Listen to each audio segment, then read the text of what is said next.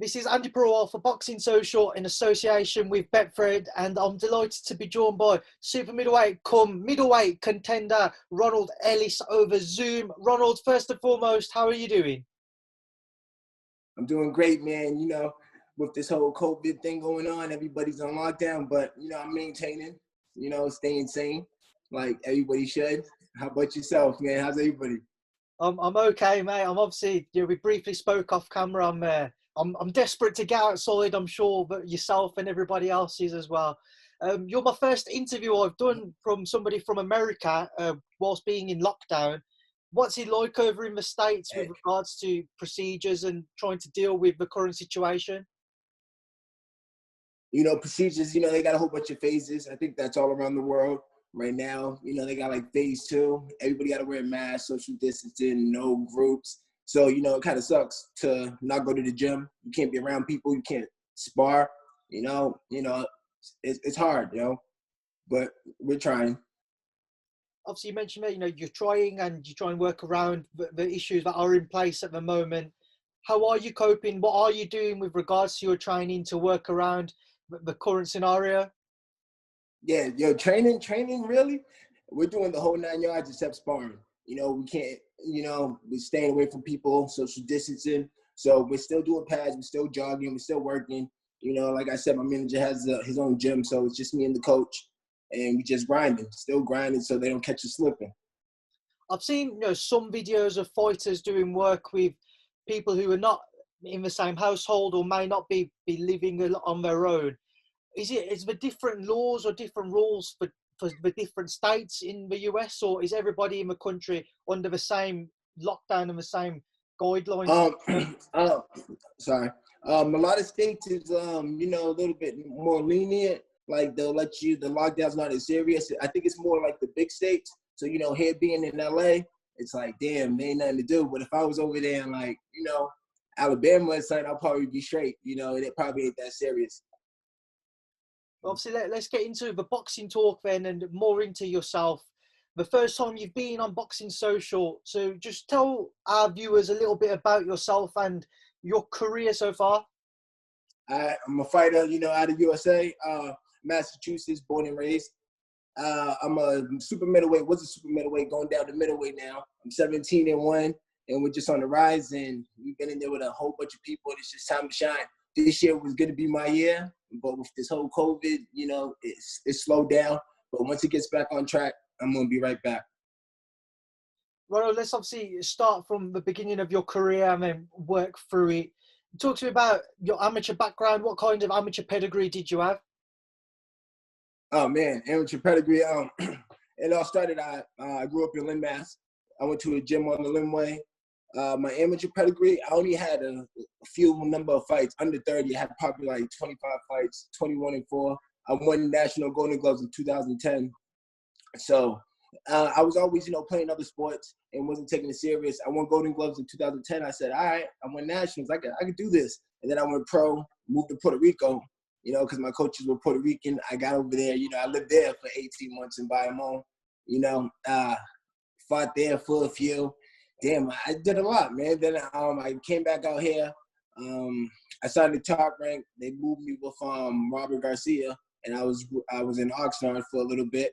I had a lot of fights out there. And then after Top Rank fell through, let me see, I fought for Showbox, and then I signed with Ken Shear and moved out here back to California. And I trained with everybody, really. It's really hard to say. There's so much. Now that you ask me, it's coming back to me. I did a lot, man. Obviously, we'll pick that back up there, Ronald. Just a slight technical issue, but we're back and rock and rolling. Yep. We mentioned, your amateur career. I mean, how you went to Puerto Rico at the early stages of your professional life. Talk to me about that and the move out there. What prompted that decision? It was right after nationals. I won 2010, like I said. And I just I went to Puerto Rico for a little bit to train with, I think it was Daniel Santos.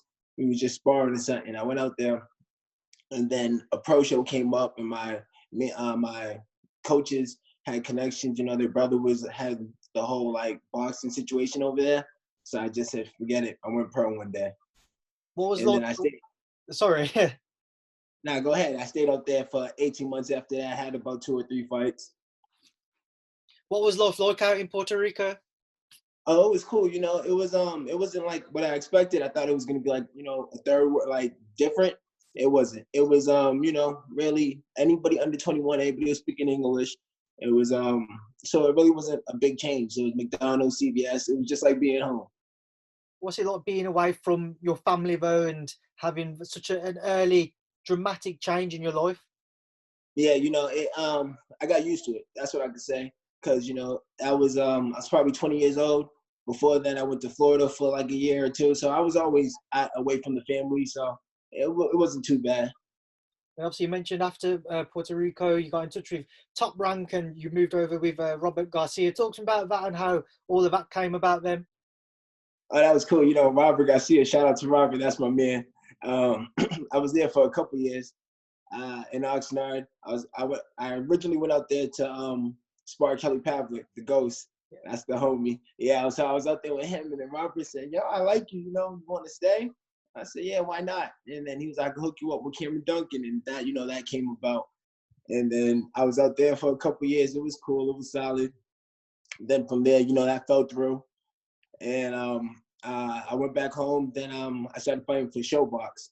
My first fight, I signed with Vito. My management fell through with Cameron Duncan. I signed with Vito, and it just took off from there. And then actually, since then, I broke my hand a few times. It sucks. So now I'm back 100%. Then this COVID stuff came up, and it's hard. What made you move away from Robert Garcia? Obviously, Robert, very well respected in the boxing world as a trainer. Yeah. Oh, no, it was just like, like it was nothing, I didn't leave on no bad terms. It's just because I was with Cameron Duncan and he had me in California. I got kind of homesick. I was there for 3 years. So then I just went back home, went to Boston, and they called me. Then I switched it all up. But Robert's the guy. So talk about then life after Robert. How did you find once again changing trainers and different management companies and what have you? Yeah, it was a hard little switch, but it was worth it at the end of the day. Everything happens for a reason, and I'm here now, and I'm just trying to work. Obviously, you're 20 fights deep into your professional career. You made your debut 10 years ago. What do you make of the professional game? What have you learned over your career so far? Oh man, it was more fun when it was free. When we was playing for free. When it was in the amateurs, it was they cared about you and stuff. That's what I got from it. Now it's real cutthroat. It's the game. And unfortunately, my career, like you said, I've been pro for 9-10 years, and I had 2 hand surgeries, broke my hand 3 times. So mine, I always had delays and stuff. Had to take a year off here, a year off there. So I should be further, but that's why I said everything happens for a reason. And I felt like I'm back on track now. I ain't getting no younger, so it's go time. We see with a variety of different cases what boxing politics can do to prevent people from achieving what they want or to get certain fights and what have you. Have you felt that certain situations have prevented you from going on to achieve something earlier in your career than where you are at the minute? Not necessarily me. Every fighter has their own little story. I can't blame nobody for my actions but me. So my little setback and all that, that's all. It's just, I don't know. Yeah. It's a hard question. Talking about obviously your hand injuries, I know that you've had a few operations on those. Yeah. Talking about the injuries that you've had and what you've had to have with regards to the work done on them. Oh man, the hand injuries suck, man. The first time I ever broke my hand, it was the first fight on Showbox. I was like, oh, I'm gonna be a star. I'm on Showbox. I fought Jerry Odom.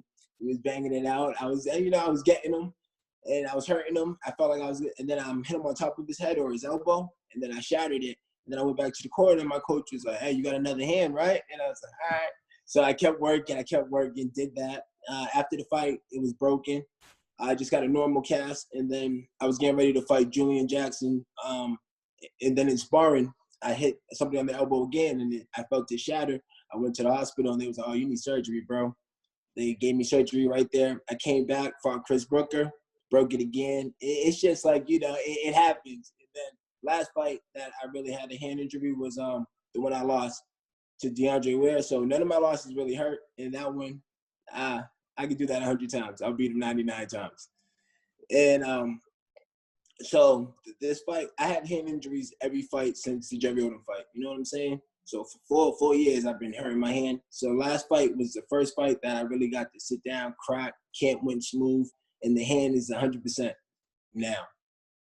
How difficult is it mentally trying to deal with the hand injuries? And when you are fighting, when you are punching the bags, what's going through your mind? Are you there? Are you wary that you could hit the bag, you could hit somebody in sparring, and it could shatter again? Is it kind of creating doubts in your own mind? How do you cope with that? Yeah. For a little while, when I fought Junior Yon on, I got a draw. I didn't let my hand go because I was worried about, breaking it again, because nobody wants to go through that. I was breaking it in every fight, back to back. It was getting, I was getting tired of it. So, that plays a part in your head, training. Like, damn, I'm breaking it in training. You can't even open the Gatorade. So now that it's 100%, my whole mindset changed and I'm back, it's like going to war with 2 bullets, fill the clip. How different do you feel your career would have been able to play out if you didn't have those injuries and you didn't have to cope with those injuries? Oh man, what if? Everybody wants to say what if, but if I didn't break my hand that night on Showbox, I would have been, way further. Probably been in, the title talk and all that stuff. I'm not too far from it now. 1 or 2 fights. I'll fight anybody at this point. I've been in there with the best, so it's time to work. You mentioned you've been in there with the best. I know about your past sparring experiences with Canelo and Kovalev. Talk to me about those guys. What's it like sharing a ring with Canelo first and foremost? Oh, Canelo, that's the homie. That's my guy. I've been with him 4.5 camps. So I'm doing something right if I be there. He really, me and him got real close. But like I said, I've been in there since back in the day, even Kelly Pavlik. But it ain't about sparring. I know where I'm at. And, I don't go there just to, get beat up and, oh, yeah, I'm a sparring partner. I go there to work, see where I'm at and get what I got to get and, measure myself with these guys. And, if they're calling them, the best in the game, and, I feel like I'm right there. We working. So it's time for me to show out. When you're sparring somebody like Canelo, how do you exactly go about trying to work around his qualities? Obviously, many people see him as one of the pound-for-pound leaders. Yeah, he is, and it's learning, At first, you go in there, it's camp. You go in there, you're like, oh, man, it's Canelo. We're going to work. It's a dogfight. And after a while, I've been there so long, he tells me, like, yo, King, you got to settle down. You got to learn. And now we're really working and we putting in that work. It's a fight time. It's a fight quality every time we spar. So, mentally that makes me like, yeah, sometimes it's like, oh, yeah, good shit today. Like, all right, I'm getting you, huh? Yeah, so it's work, it's good for me. Obviously, you've also shared the ring with Sergey Kovalev. Talk to me about that, the experience of fighting somebody who, at one stage, again, many people saw as a pound-for-pound contender. Yeah, once again, going back, Kovalev was cool too, I was training at Buddy McGurk has his own gym, so I was over there at the gym, they set that up. But Kovalev was cool too, solid. He's getting a little bit older, so he's not what he used to be. But, yeah, he's a solid guy. Obviously, Canelo Kovalev fought in, it was 2 fights ago now, I believe. Yeah. What did you make of their clash? Yeah, that's a funny story. Canelo told me he was going to fight Kovalev before he fought Danny Jacobs. And I was like, oh, you tripping, bro. Like, you fight 160, you going to go to 75? And he was like, you sparred Kovalev, right? I was like, yeah, we did what we had to do. I said, it'll be a great fight. And I knew it was going to go down. And, it played out how I thought it was. What was it like, obviously, being in the camp with Canelo, knowing that you'd previously been sparring with Kovalev as well? Was it weird? Did Canelo kind of continue to come to you for advice as to how Sergey was working in his previous camps? Now, it's boxing. It's, everybody talk. We ain't giving out no secrets. I ain't going like, oh, yeah, Kovalev does this. It's like, you just tell them where it is what it is. It's boxing. Like, it's going to be a great fight. Chepo ain't no dummy. Eddie Reynoso ain't no dummy. So, like, they just see what I got to do, and they just, like, throw more jabs, throw more this, do what you got, Obviously, just whilst we're on Canelo, there's a lot of talk at the minute as to what he has lined up next. People over in the UK seem to be that the Billy Joe Saunders fight was pretty much there and agreed, waiting to be announced before lockdown.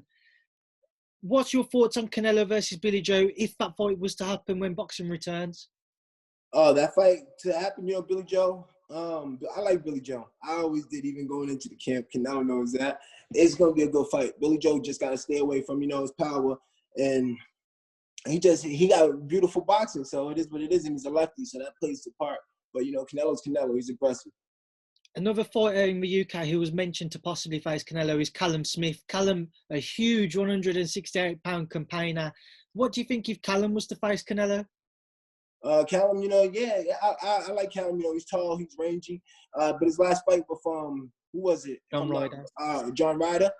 And Ryder's a solid. He got my man Bilal, so I'm mad at that. But John Ryder did what he had to do. I thought Ryder pulled it off, but if Ryder put the pressure on him, Canelo could, So that would be a good fight, but I'd rather see him go somewhere else and fight some. I'm not really bought into the Callum Smith fight. I'm trying to fight these guys. You know what I'm saying? Let's talk about that. That's what we're going to come on to. Obviously, I know that you was keen to get into the WBC position to face Jermall Charlo, sorry. Yeah. Where exactly did anything land with that? I know you wanted him. You had a few interviews where you kind of called him out. Have you had any discussions at all with other leading 160 campaigners?